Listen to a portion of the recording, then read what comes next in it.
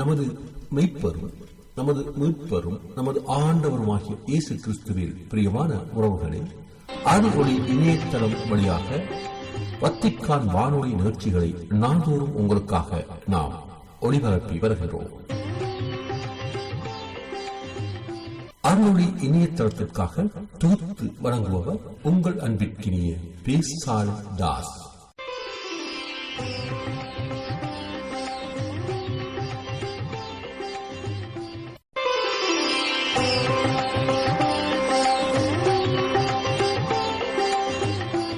லௌதேத்தூர் இயேசுஸ் கிறிஸ்துஸ்.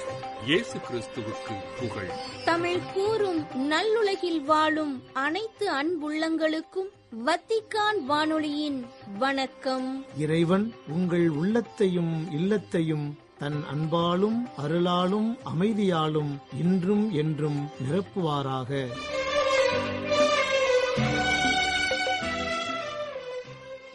அன்பு நேயர்களே, வத்திக்கான் வானொலி இன்று உங்களுக்கு வழங்க இருப்பவை தடம் தந்த தகைமை மற்றும் பல் சுவை.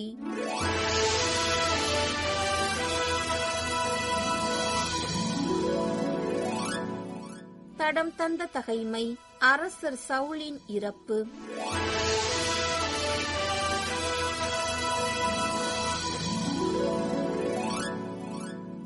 பெலிஸ்தியர் இஸ்ரேலரோடு போரிட்டனர். இஸ்ரேலர் பெலிஸ்தியர் முன்பாக புறமுதுகு காட்டி ஓடினர். கில்போவா மலையில் வெட்டுண்டு வீழ்ந்தனர். பெலிஸ்தியர் சவுலையும் அவர் புதல்வரையும் துரத்தி பிடித்து சவுலின் புதல்வர் யோனத்தான், அபினதாபு, மல்கிசுவா ஆகியோரை வெட்டி வீழ்த்தினர். சவுலுக்கு எதிராய் அவர்கள் கடும் போர் புரிந்தனர். வில் வீரர் அவரை கண்டுகொண்டதும் அம்புகளால் அவரை காயப்படுத்தினர். அப்போது சவுல் தமது போர்க்களன் சுமப்போனை நோக்கி, விருத்த சேதனமற்ற இவர்கள் என்னை ஏளனம் செய்யாதபடி உன் வாளை உருவி என்னை கொன்றுவிடு என்றார். அவர் தம் போர்க்களன் சுமப்போன் மிகவும் அச்சமுற்று, அவ்வாறு செய்ய மாட்டேன் என்றான். எனவே சவுல் தம் வாளை நட்டு வைத்து அதன் மேல் வீழ்ந்தார். சவுல் இறந்ததை அவர் தம் போர்க்களன் சுமப்போன் கண்டு அவனும் தன் வாளின் மேல் விழுந்து மடிந்தான். இவ்வாறு சவுலும் அவர்தம் புதல்வர் மூவரும் மடிந்தனர். அவரோடு அவர் குடும்பம் முழுவதும் அழிந்தது. பள்ளத்தாக்கிலே குடியிருந்த இஸ்ரேலர் தங்கள் படை புறமுதுகிட்டு ஓடியதையும் சவுலும் அவர் புதல்வரும் இறந்து போனதையும் கண்டு அவர்கள் தங்கள் நகர்களை விட்டு தப்பி ஓடினர். பெலிஸ்தியர் வந்து அவற்றில் குடியேறினர்.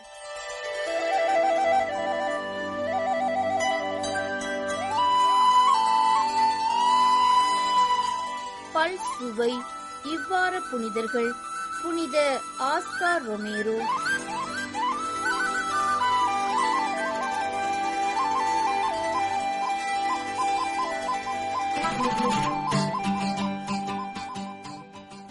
அன்பு நேயர்களே, தவக்காலத்தின் 3ஆம் வாரத்தில் அடியெடுத்து வைத்திருக்கும் நாம் இவ்வாறு புனிதர்களாகிய புனித ஆஸ்கார் ரொமேரோ, இயேசு பிறப்பின் முன் அறிவிப்பு பெருவிழா, புனித மார்கரெட் கிளித்ரோ, புனித ரூபர்ட், புனித வெஞ்சூரினா, புனித பெர்த்தோல்ட் ஆகியோர் குறித்து இன்றைய நம்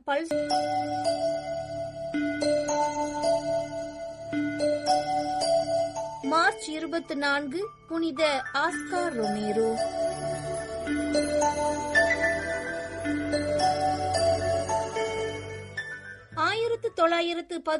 ஆண்டு ஆகஸ்ட் 15 அன்று செந்தோஸ் ரொமேரோ எனும் தந்தைக்கும் குவாதலூப் தி ஜீசஸ் கல்தமேஸ் எனும் தாயாருக்கும் மகனாக பிறந்தவர் புனித ஆஸ்கார் ரொமேரோ. 1919 ஆண்டு மே 11 அன்று அருள் தந்தை செசிலியோ மொரெல்ஸ் என்பவரால் திருமுழுக்கு அருளடையாளம் பெறப்பட்ட இவருக்கு 5 சகோதரர்களும் 2 சகோதரிகளும் இருந்தனர். ஆஸ்கார் அர்னல்போ ரொமேரோ ஒய் கல்தமேஸ் எனும் இயற்பெயர் கொண்ட இவர் உள்ளூரிலேயே பொது பள்ளியில் ஆரம்ப கல்வி பயின்றார். 13 வயது வரை தனியார் பள்ளியில் கல்வி பயின்ற இவருக்கு இவரது தந்தையார் தச்சு தொழில் பயிற்றுவித்தார். இளம் வயதிலேயே குருத்துவம் பயில்வதில் ஆர்வத்தை வெளிப்படுத்திய ரொமேரோ சென் மிகுவேல் நகரில் உள்ள இளம் இறையியல் பள்ளியில் சேர்ந்தார். தனது தாயார் நோய்வாய்ப்பட்ட காரணத்தினால் 3 மாத விடுப்பில் இல்லம் திரும்பிய ரொமேரோ தமது 2 சகோதரர்களுடன் அங்குள்ள தங்கச் சுரங்கத்தில் வேலை செய்தார். 3 மாத விடுப்பு முடிந்ததும் குருகுலம் வந்து இறையியல் பட்டம் பெற்ற இவர் சன் சால்வதோர் நகரில் உள்ள தேசிய குருத்துவ கல்லூரியில் இணைந்தார். அதன்பின் ரோம் நகரில் உள்ள கிரெகோரியன் பல்கலைக்கழகத்தில் இறையியல் கல்வியை 1941 ஆண்டு நிறைவு செய்த இவர் 1942 ஆண்டு ஏப்ரல் 4 அன்று ரோம் நகரில் குருத்துவ அருள்பொழிவு பெற்றார். 2ஆம் உலகப் போர் நடந்த காலகட்டமாதலால் பயண கட்டுப்பாடுகளின் காரணமாக இவரது பெற்றோரால் குருத்துவ அருள்பொழிவு நிகழ்வில் கலந்து கொள்ள இயலவில்லை. இறையியலில் முனைவர் பட்ட படிப்புக்காக இத்தாலியிலேயே தங்கிய ரொமேரோ 1943 ஆண்டு தனது படிப்பு முடிவதற்கு முன்னரே தனது சொந்த நாடு திரும்பும்படி ஆயரிடமிருந்து அழைப்பு பெற்றார். தம்முடன் முனைவர் பட்ட படிப்பில் ஈடுபட்டிருந்த அருள் தந்தை வலதேர்ஸ் எனும் நண்பருடன் தமது பயணத்தை தொடங்கிய ரொமேரோ தங்கள் நாடு திரும்பும் முன்பு ஸ்பெயின், கியூபா எனும் நாடுகளில் தங்கினர்.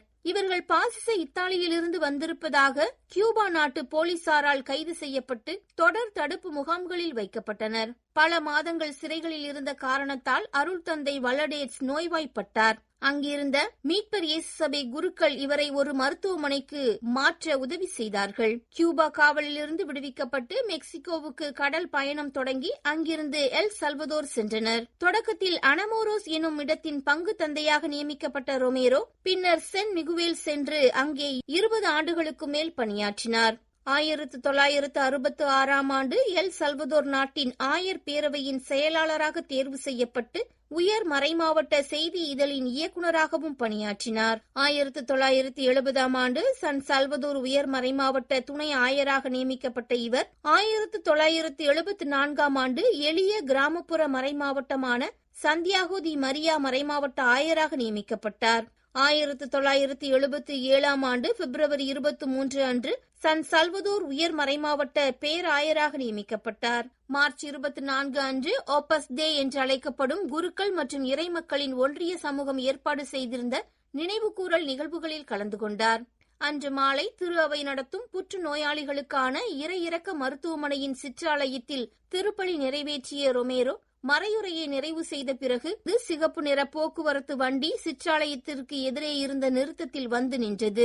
வண்டியிலிருந்து இறங்கிய துப்பாக்கி ஏந்தியவர்கள் சிற்றாலயத்தினுள் நுழைந்து ரொமேரோவை நோக்கி சுட்டனர். துப்பாக்கியினால் சுடப்பட்ட ரொமேரோ அங்கேயே உயிரிழந்தார். சிற்றாலயத்தில் திருப்பலி நிறைவேற்றுகையில் படுகொலை செய்யப்பட்ட ரொமேரோவை கொன்ற கொலையாளி யார் என்று கண்டுபிடிக்க இயலாத நிலையில் ஐக்கிய நாடுகள் அமைப்பினால் அங்கீகாரம் அளிக்கப்பட்ட உண்மை கண்டறியும் விசாரணை கமிஷன் ராபர்ட் தி ஐசன் என்பவர்தான் இப்படுகொலையை நிகழ்த்த உத்தரவிட்டது என்று கண்டறிந்து அவருக்கு தீர்ப்பளித்தனர். 1997 ஆண்டு திருத்தந்தை புனித 2ஆம் ஜான் பால் இவருக்கு இறை ஊழியர் பட்டமும் அருளாளர் பட்டம் மற்றும் புனிதர் பட்ட நிகழ்வுகளுக்கான நடைமுறைகளையும் தொடங்கி வைத்தார். திருத்தந்தை 16ஆம் பெனடிக்ட் அவர்களால் 2012 ஆண்டு மீண்டும் இப்பணிகள் தொடங்கி வைக்கப்பட்டு 2015 ஆண்டு பிப்ரவரி 3 அன்று திருத்தந்தை பிரான்சிஸ் மறை சாட்சி என்று அறிவிக்கப்பட்டு அதே வருடம் மே 23 அன்று அருளாளர் பட்டமும் இவருக்கு வழங்கினார். 2018 ஆண்டு அக்டோபர் 14 அன்று புனித பேதுரு பெருங்கோவில் வளாகத்தில் திருத்தந்தை பிரான்சிஸ் அவர்களால் புனிதராக உயர்த்தப்பட்டார் பேராயர் ஆஸ்கார் ரொமேரோ.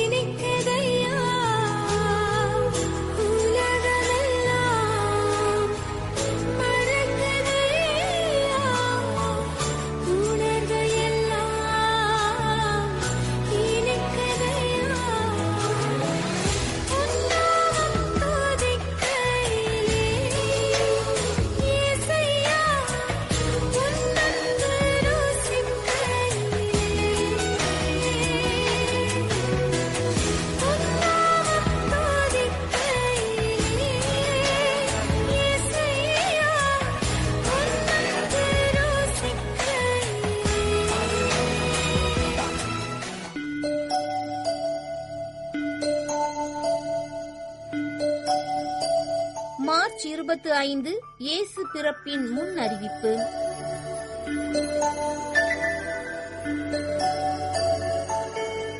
இயேசு பிறப்பின் முன் அறிவிப்பு அல்லது மங்கள வார்த்தை அறிவிப்பு என்பது லூக்கா நற்செய்தியில் உள்ளபடி கபிரியேல் வானதூதர் கன்னி மரியாவுக்கு தோன்றி அவர் தூய ஆவியினால் கருவுற்று ஒரு மகனை பெற்று இயேசுவின் தாயாவார் என்பதனை அறிவித்த நிகழ்வாகும்.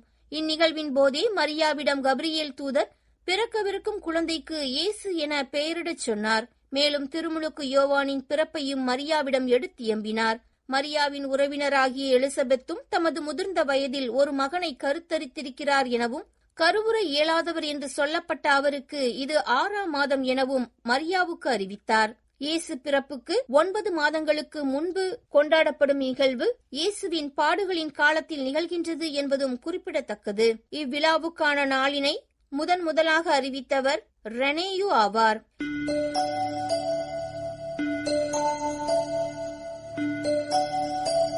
மார்ச் 26 புனித மார்கரெட் கிளித்ரோ.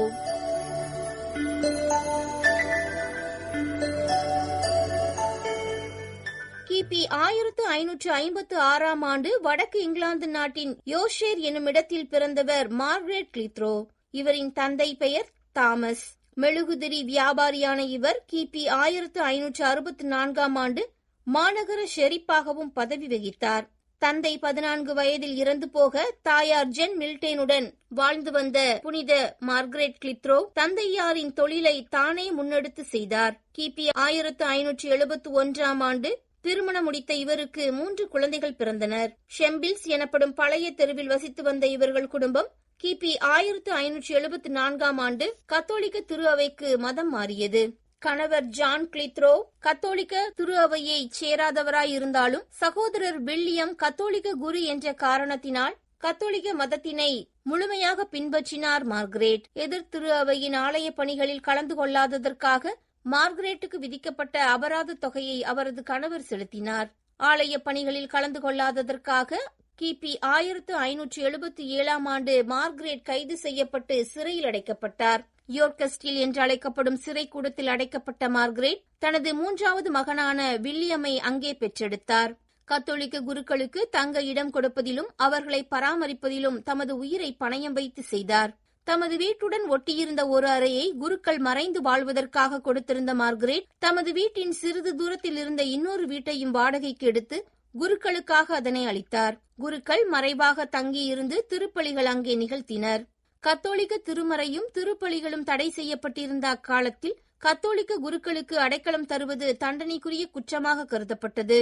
கத்தோலிக்க குருக்களுக்கு தங்குவதற்கான மறைவிடங்களை ஏற்பாடு செய்து தந்த குற்றத்திற்காக அசிசேஸ் நீதிமன்றங்களில் விசாரிக்கப்பட்டார் மார்கரெட். கிபி 1586ஆம் ஆண்டு லேடி டே என்றழைக்கப்படும் அன்னை மரியாள் தினத்தன்று கொல்லப்பட்டார். திருத்தந்தை 11ஆம் பயஸ் 1929ஆம் ஆண்டு டிசம்பர் 15 அன்று இவருக்கு அருளாளர் பட்டத்தையும், திருத்தந்தை 6ஆம் பவுல் அவர்கள் 1970ஆம் ஆண்டு அக்டோபர் 25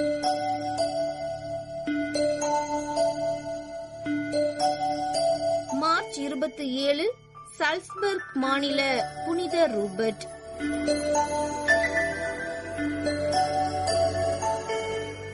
சால்ஸ்பர்க் மாநில புனித ரூபர்ட் ஓம்ஸ் மறைமாவட்ட ஆயரும், சால்ஸ்பர்க் மறைமாவட்டத்தின் முதல் ஆயரும், சால்ஸ்பர்க் புனித பீட்டர் துறவு மடத்தின் அதிபதியும் ஆவார்.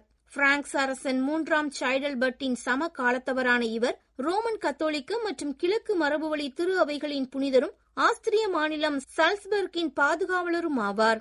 பிரான்கிஸ் மொரோவிஞ்சியன் அரச குடும்பத்தின் வழி தோன்றலான புனித ரூபர்ட் பக்தியுள்ள ஆயராக விளங்கினார். அங்கே உள்ளூர் மக்களை கத்தோலிக்க மதத்திற்கு மனம் மாற்றினார். டனூப் ஆற்றில் பயணித்து அநேக நகரங்களுக்கும் கிராமங்களுக்கும் சென்ற இவர் விரைவிலேயே ஆவாஸ் எனும் கௌகாசிக இனத்தவர் அரசாண்ட டனூப் நதியின் தென்கரையோரமுள்ள பனோனிய நிலப்பகுதிகளில் கத்தோலிக்க மறையை பரப்பினார். ஆவார் பிரதேசங்களில் உண்டான போர்ச்சூழல் ரூபர்ட்டை மறைப்பணியின் திட்டங்களை கைவிடச் செய்ய ஜூவா நகரை தமது தளமாக ஆக்கிக் கொண்டு நகரின் பெயரை சால்ஸ்பர்க் என்று மாற்றினார். பண்டைய கிறிஸ்தவ பாரம்பரியங்களை கட்டியமைத்து புனித பீட்டர் துறவு மடத்தினை மறுசீரமைத்தார். சால்ஸ்பர்க் பேராலயம் கட்டுவதற்கான அடித்தளங்களை உண்டாக்கி அதனை வெர்சீலியன் ஆயர் காலத்தில் நிறைவுறச் செய்தார். நோன்பர்க் என்னுமிடத்தில் அருட்சகோதரியருக்கான பெனடிக்டைன் துறவு மடத்தினை நிறுவி அவரது மருமகள் புனித எரென்ரூட் என்பவரை மடத்தின் முதல் தலைவராக நியமித்தார். கல்வி மற்றும் பிற சீர்திருத்தங்களை அறிமுகப்படுத்திய ரூபர்ட் பவரியாவின் பிரபு தியோடாவிடமிருந்து பீடிங் மற்றும் ரைசல்ஸ் ஆகிய இடங்களை சுற்றியுள்ள தோட்டங்களை கொடையாக பெற்றார். கிபி 710ஆம் ஆண்டு மார்ச் 27 அன்று புனித ரூபர்ட் இறந்தார்.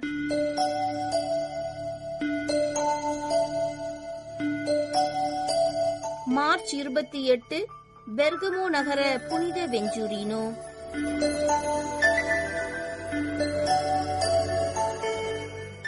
இத்தாலியின் பெர்கமோ என்ற இடத்தில் பிறந்த இவர் 1319 ஆண்டு ஜனவரி 22 அன்று பெர்கமோவில் உள்ள புனித ஸ்டீபன் பள்ளியில் துறவியர் சபை மறையுரையாளராக பணியேற்றார்.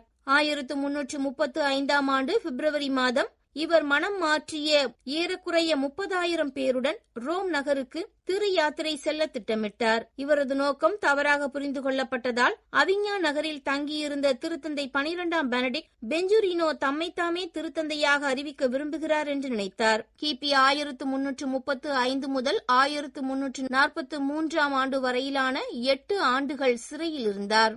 திருத்தந்தை 6வது கிளெமெண்டினால் விடுதலை செய்யப்பட்ட வெஞ்சூரினோ 1344 ஆண்டு ஜனவரி 4 அன்று துருக்கியர்களுக்கு எதிரான சிலுவை போர் பற்றி மறையுரை நிகழ்த்த நியமிக்கப்பட்டார். இதில் அவர் கண்ட வெற்றி இவரது எழுத்துக்கள், சொற்பொழிவுகள் மற்றும் கடிதங்களை உலகெங்கும் பரவச் செய்தது. பெஞ்சூரினோ கிபி 1346 ஆண்டு மார்ச் 28 அன்று தமது 42வது வயதில் கிரேக்க நகரான ஸ்மிர்னா எனும் இடத்தில் இறந்தார்.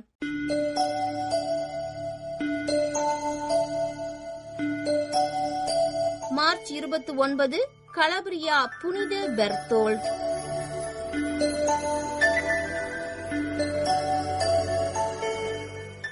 புனித பெர்த்தோல்ட் ஒரு நார்மன் பிரெஞ்சு சிலுவை போராளி. 1185 ஆண்டு கார்மேல் மலையில் ஒரு துறவியர் காலனியை நிறுவினார்.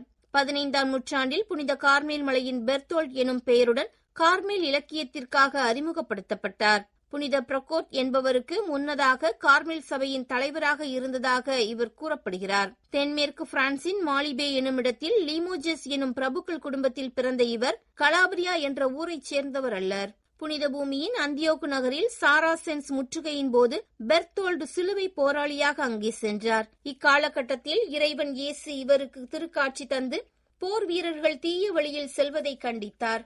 அக்காலத்தில் மேற்கே இருந்து சிதறிய எண்ணற்ற துறவிகள் பாலஸ்தீனம் முழுவதும் பரவியிருந்தனர். 1185 ஆண்டு கார்மேல் மலை திரும்பிய பெர்த்தோல்ட் சிறு ஆலயம் ஒன்றினை கட்டி எழுப்பினார். சிதறுண்ட துறவியருக்காக ஒரு சபையை தொடங்கி அச்சபையை பின்னாளில் கார்மேல் சபை என்று அழைக்கப்பட்டது. தன்னுடன் பல சகோதரர்களை இணைத்துக் கொண்டு பல துறவர இல்லங்களை கட்டிய இவர் பலமுறை திருக்காட்சிகளை பெற்று இறை வாக்கினரைப் போல வாழ்ந்தார். அர்த்தமுள்ள வகையில் தனது துறவர வாழ்வை வாழ்ந்து எப்போதும் இறைவனுடன் ஒன்றித்து ஜெபித்தார். சபை தலைவருக்கு பல விதங்களிலும் உடனிருந்து உதவிய இவர் சபை பலவித இன்னல்களை சந்திக்கும் போதெல்லாம் இவர் இறைவனின் அருளால் மிக திறமையுடன் செயல்பட்டு சபையை இக்கட்டுகளிலிருந்து மீட்டார். தாம் நிறுவிய சபையை 45 வருடங்களுக்கும் மேலாக தமது மரணம் வரை தலைமை பொறுப்பேற்று நடத்திய இவர் 1195 ஆண்டு மரணமடைந்தார்.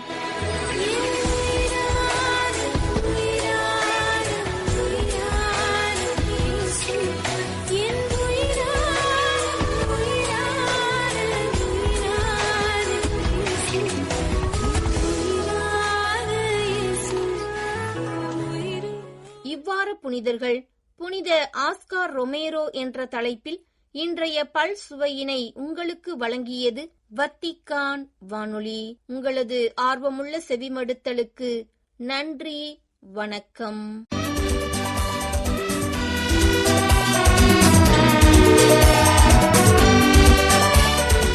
நமது மெய்ப்பரும் நமது மீட்பரும் நமது ஆண்டவருமாகிய இயேசு கிறிஸ்துவின் பிரியமான உறவுகளே, இதுவரையும் நீங்கள் கேட்டு பயனுற்றது அருள்மொழி இணையதளத்தின் கிறிஸ்தவ நிகழ்ச்சிகள். இன்றைய நாளுக்கான இந்த நிகழ்ச்சிகள் யாவும் இத்தோடு நிறைவு பெறுகிறது. தொடர்ந்து நாளை காலை 6 மணி வரையும் கிறிஸ்தவ பாடல் உங்களுக்காக இடைவிடாது இணையதளம் வழியாக பலம் வருகிறது. இன்றைய நாளை நாம் கடவுளுக்காக ஒப்புக் கொடுத்து இறைவன் நமக்கு தந்த அனைத்து நன்மைகளுக்குமாய் நன்றி சொல்லி இறைவனை போற்றி ஆராதித்து அவர் வழியாக நடந்து சத்தியத்தின் வழி நடந்து ஜீவ பயணத்தை நாம் தொடர்வோம். நித்திய ஜீவனுக்காய் எமது ஓட்டத்தை தொடர்ந்தும் ஓடுவோம். ஜீவ கிரீடம் நமக்கு கிடைக்கும் வரை நமது ஜீவ பாதையின் ஓட்டத்தை தவறாமல் தொடர்ந்து ஓடுவோம், வெற்றியை நாடுவோம். அனைத்து நெஞ்சங்களுக்கும் இயேசு கிறிஸ்துவினுடைய அருளும் ஆசிரியரும் நிறைவு பெற்று மன நிம்மதியோடு நாளை காலை உங்களை அனைவரையும் இறை நம்பிக்கையில் சந்திக்கும் வரை உங்களுக்கு இங்கித வந்தனம் சொல்லி விடைபெறுவது உங்கள் அன்பின் சோதரன் பேசாலை தாஸ். வணக்கம் நேயர்களே.